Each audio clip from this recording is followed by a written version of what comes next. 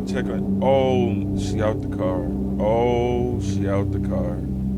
Oh, the moment I see my daughter outside the car, bro, I would have snapped my neck, bro. I'm sorry. Like, I couldn't live with this, bro. I couldn't. I couldn't go to sleep knowing this.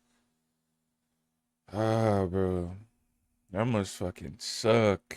Holy shit.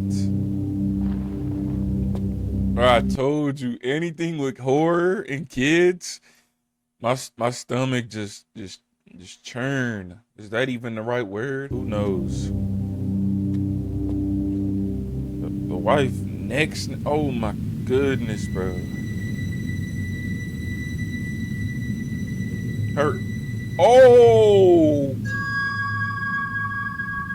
bro. I would have to end it right here.